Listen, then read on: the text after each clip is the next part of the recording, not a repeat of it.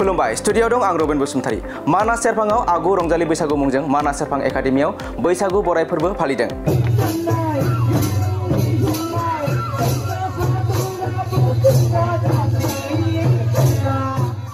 दिनै फरायसालिफोरा बैसागुनि बन्द जानायनि सिगां गुबुन गुबुन फरायसालिफोराव आगु बैसागु एबा रंजालि बैसागु बराय फोरबो फालिनायखौ जों नुनो मोन्दों।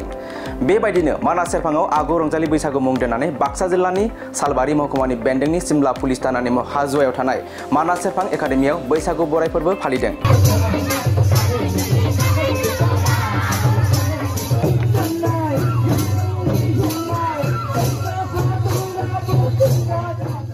बे हाबाफारियावनो बर'नि मुंदांखा फेस्ला फावखुंगुर फैलाजे बरगयारिया खौरां बिजोंनि गेजेरजों माखासे बेसेन गोसा बाथ्रा बुंथियो। बिथाङा बुंथिदों दि हारिमुवा मोनसे हारिनि सिनायथि। हारिमुखौ जों जेसेबां फेहेरनो हागोन एसेबांनो फोसावनो हागोन, एसेबांनो हारिया बुहुमाव मिथिजागोन। बेनि अनगायैबो बिथां फेस्ला फावखुंगुरा खौरां बिजोंनि गेजेरजों मा बाथ्रा बुंथिखो फै जों आबुङै मिथिना लानि। जोंनि नैबे मानास सेरफां एकाडेमि हुजुवायावहाय दिनै गिबि खेबनि थाखाय मोनसे बैसागो बराय फोरबो मानास सेरफाङाव आगु रंजालि बैसागो बेबायदि मुं होनानै खुंनाय जादों। बे हाबाफारियाव जोंनि जेसेबां फरायसाफोर दङ, जेसेबां गार्जियानफोर दं, फोरोंगिरिफोर दं, बयबो बाहागो लादों। थांखिया जाहैबाय मा, हारिमुवा मोनसे हारिनि सिनायथि। बे हारिमुखौ जों जेसेबांनो फेहेरनो हागोन, जेसेबांनो फोसावनो हागोन, एसेबांनो बे हारिया बुहुमाव मिथिजागोन।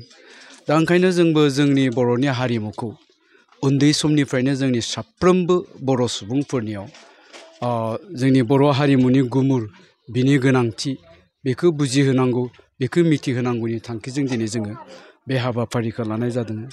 आं बेखौनो सानगोन, निस्सय जोंनि फरायसाफ्रा बे हाबाफारियाव बाहागो लानानै गोदान बोथोरनि रंजानायजों लोगोसे दिनै बिथांमोननो जोङो मिथिहोनो हादों जे जोंनि बर'नि हारिमुवा माबायदि, बे बर'नि हारिमुखौ जों माबायदि रंजानो हायो, माबायदि मोसानो हायो। निस्सय दिनै जोंनि फरायसाफ्रा बेखौ बुजिनो हादों। थ' बेबायदिनो लासै लासै बिसोरो देरनानै साफा साफा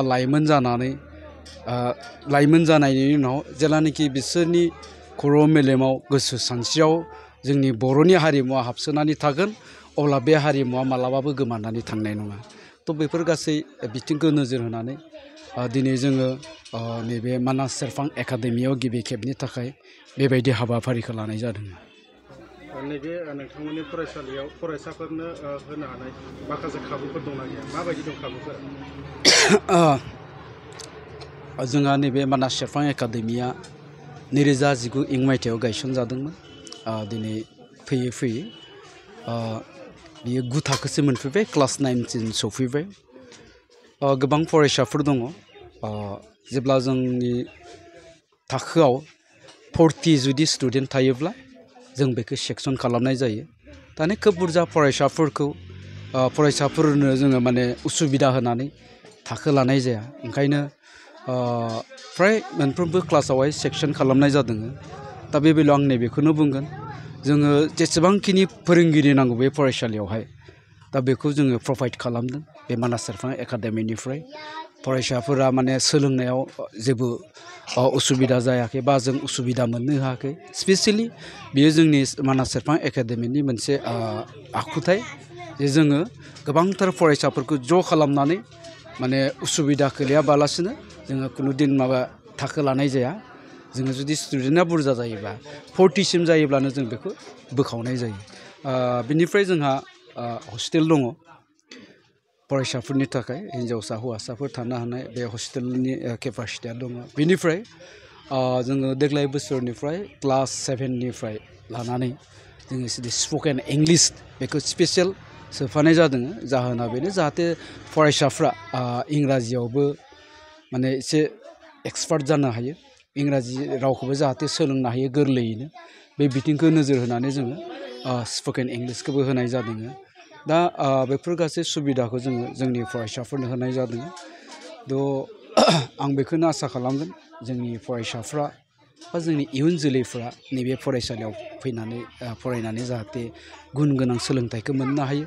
आरो गुन गोनां सोलोंथाइ होनायनि थांखिजोंनो जोंनि बे ओनसोलनि गोरिब गुन्द्रानि फिसाफ्रा खम बेसेनावनो जाहाथे बे क्वालिटि इडुकेसनखौ मोननो हायो बे नोजोरखौ बोनानैनो बे मानास सेरफां एकाडेमिखौ गायसननाय जादों आरो दिनैहाय जोंनि गामि खनायाव थानाय गोबां गोरिब गुन्द्राफ्रा गावबा गावनि गथ'खौ खम बेसेनावनो जोंनि बे फरायसालियाव बर' बिजोंजों फोरोंगासिनो दं आं बेखौनो बुंगोन जोंनि साफ्रोमबो फरायसाफ्रा बे फरायसालियाव फरायनानै क्वालिटि इडुकेसन मोननो हागोन आरो साफ्रोमबो गार्जेननो आं बेखौनो बुंबोबाय थादों दिनैनि दिनाव जोङो माने क्वालिटिखौ नोजोर होनांगोन मानोना जितु दिनै एडुकेसन सिस्टेम दा बेखौ नोजोर होयोब्ला बिनि जितु मार्क्स बेखौ नायोब्लाथाय बेनि जितु क्वालिटि एन्ड बेनि मार्क्स बेजों जों खुनुदिन गोरोबनाय नङा दा बेखायनो जोङो मार्क्सखौ नायनानै बुजिनो हाया थ' बेखायनो बे बिथिंखौ नोजोर होनानै जाहाथे जोंनि फरायसाफ्रा खालि माने नाम्बारनि थाखायल' नङा बिसोरो जाहाथे माने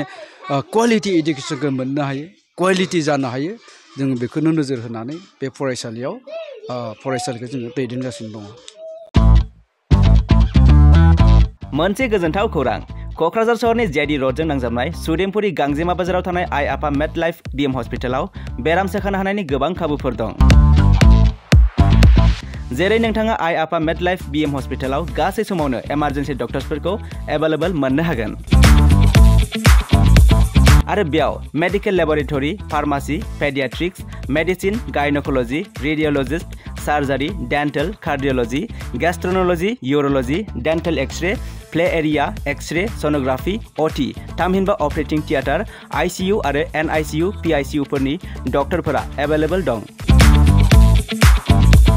लोगोसे normal delivery C sections gall bladder stone kidney stone appendix आरो हार्नियाफोर बेराम जानायफोरखौ अपारेशन खालामनायनिबो सुबिदा दं आइ आफा मेड लाइफ बिएम हस्पिटालाव सप्ताफ्रोमबो फार्मासिजों लोगोसे लेबरेटरि आरो सप्ताफ्रोमबो इमारजेन्सि सार्भिसजों लोगोसे 24 घन्टा जेब्लायबो खुलायै थागोन आरो बेयाव लांलाय लाबोलाय खालामनो थाखाय एम्बुलेन्सनि सार्भिसबो थागोन